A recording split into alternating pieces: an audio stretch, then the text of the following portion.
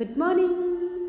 आज हम कक्षा 7 की पुस्तक मंजरी से पाठ 6 शाप मुक्ति का अध्ययन करेंगे। यह पाठ एक रोचक कहानी है जिसमें कहानीकार ने अपराध बोध तथा प्रायश्चित स्वरूप मानव सेवा का व्रत लेने का चित्रण किया है। इस कहानी के लेखक हैं श्री रमेश उपाध्याय, जिनका जन्म एटा जिले के बधारी गांव में 1 मार्च सन 1942 को हुआ था।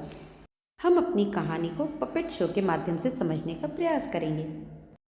मैं बूढ़ी दादी की आँखों का इलाज कराने दिल्ली के एक बड़े प्रसिद्ध नेत्र चिकित्सक डॉक्टर प्रभात के पास गया। नेत्र चिकित्सक, आँखों का डॉक्टर। लगभग दृष्टिहीन हो चुकी दादी को सहारा दिए जब मैं डॉक्टर प्रभात के कमरे में पहुंचा तो उन्होंने मुस्कुराते हुए दादी का स्वागत किया। आओ आओ दादी अम्मा, कहाँ, क्या तकलीफ़ है? कोई तकलीफ़ नहीं है बेटा, बस बुढ़ापे की मारी हूँ। बुढ़ापे में नज़र कमज़ोर हो ही जाती है। पर मैं तो आँखों का डॉक्टर हूँ दादी अम्मा, बुढ़ापे का इलाज मेरे पास कहाँ? डॉक्टर प्रभात ने हंसते हुए कहा। मेरी दादी भी कम विनोदी स्वभाव की नहीं, कहने लगी, कोई बात नहीं बेटा, तुम आँखों का ही इलाज कर दो। बुढ़ापे का इलाज तो भगवान के पास भी नहीं है। यह सुनकर डॉक्टर प्रभात हंस पड़े और दादी से बात करते हुए उनकी आँखों की जांच करने लगे। उन्होंने विस्तार से कई उपकरणों और यंत्रों की सहायता से दादी की आँखों की जांच की। बीच बीच में बातचीत और हंसी मजाक भी करते जाते थे। मैं चुपचाप बैठा डॉक्टर प्रभात की ओर देख रहा था। पहले तो मुझे उनकी हंसी ही कुछ जानी पहचानी लगी थी, फिर ध्यान से देखने पर उनका चेहरा भी कुछ परिचित सा मालूम हुआ, लेकिन याद नहीं आ रहा था कि मैंने इन्हें पहले कहाँ देखा है।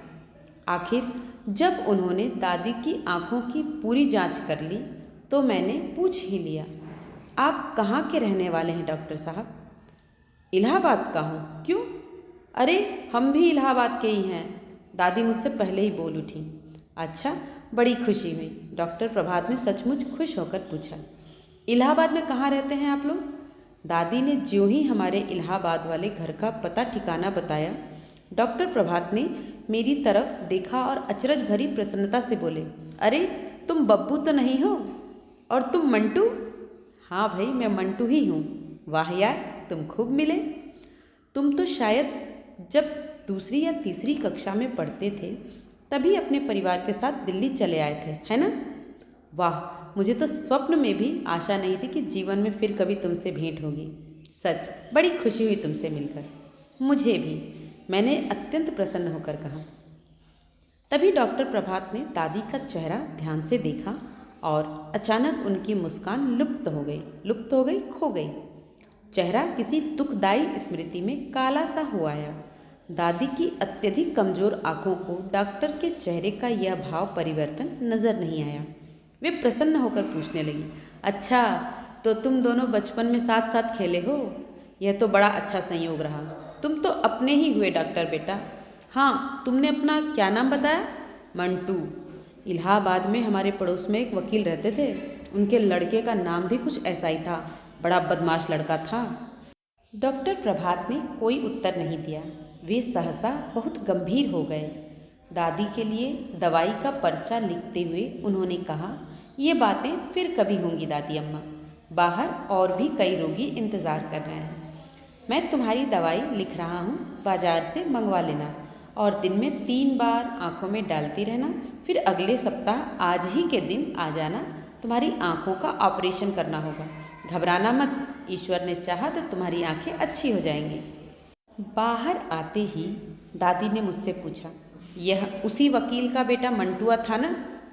हाँ दादी, बचपन में मेरे साथ पढ़ता था। बस, तो अब इसके पास दोबारा आने की ज़रूरत नहीं।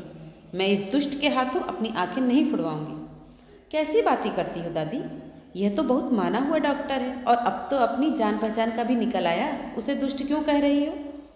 तू भूल गया इसने वहाँ इलाहाबाद में क्या किया था? क्या किया था?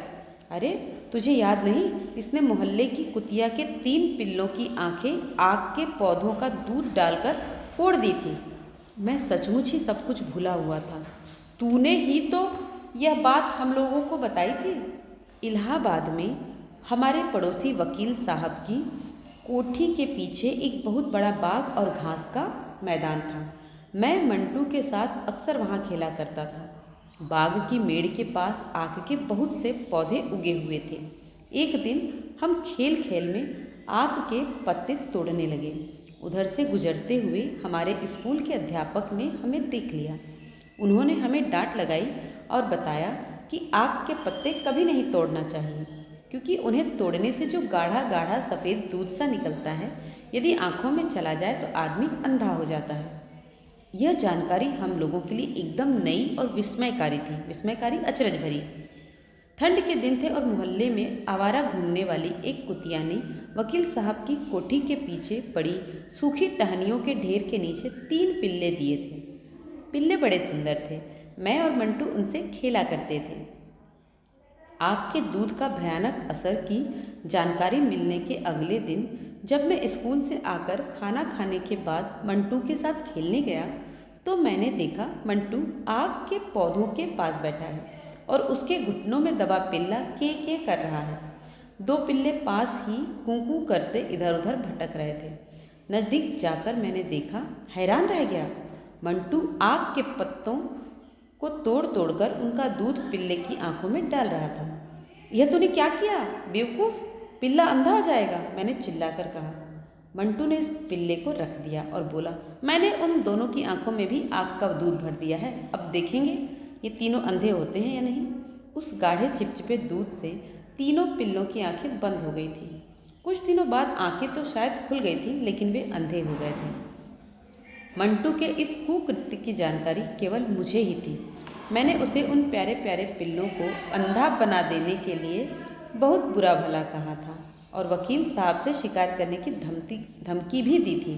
उसने गिड़गिड़ाकर मुझसे कहा था कि यह बात मैं किसी को न बताऊं।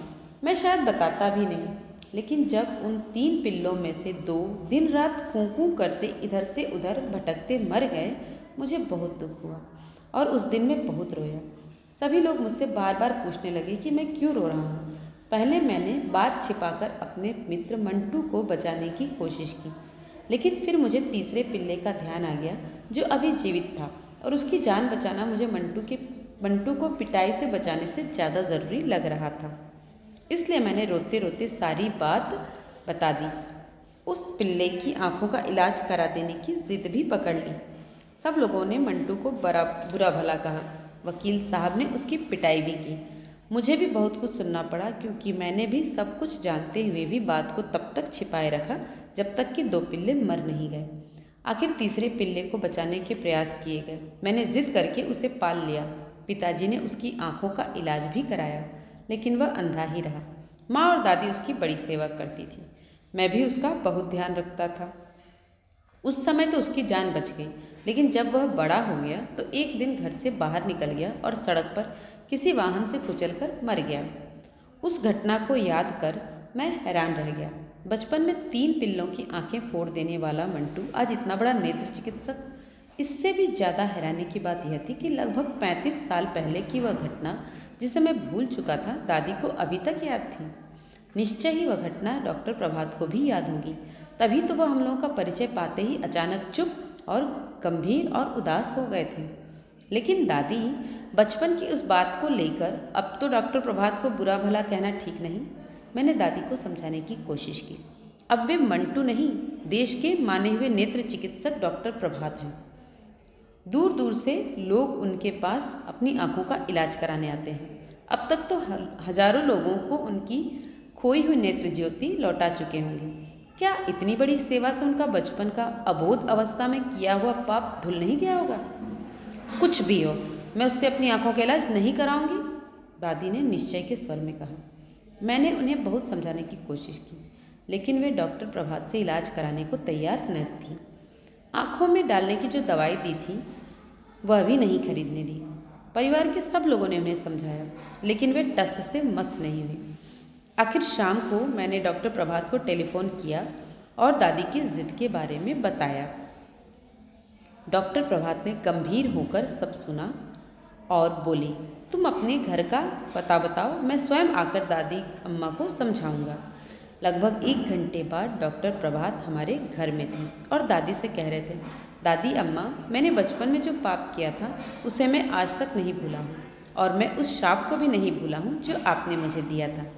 जब तक आप इलाहाबाद में रहीं मुझे देखते ही कहने लगती, अरे कमबख्त मंटुआ, तूने मासूम पिल्लों की आंखें फोड़ी हैं, तेरी आंखें भी किसी दिन इसी तरह फूटेंगी। आपके इस शाप से मुझे अपने पाप का बोध हुआ और मैंने फैसला कर लिया कि मुझे जीवन में नेत्र चिकित्सक ही बनना है। मेरी आंखें तो आपके शाप के कारण कभी न कभी फूटेंगी ही, पर उससे पहले मैं बहुत सी आंखों को रोशनी दे जाऊंगा और उन बहुत सी आंखों में से 2 आंखें आपकी भी होंगी दादी अम्मा। डॉक्टर प्रभात की बातों में न जाने कैसा जादू था कि दादी की ही नहीं हम सबकी आंखें भर आई। दादी तो इतना भाव विवल हो उठी कि उन्होंने डॉक्टर प्रभात को पास बुलाकर हृदय से लगा लिया।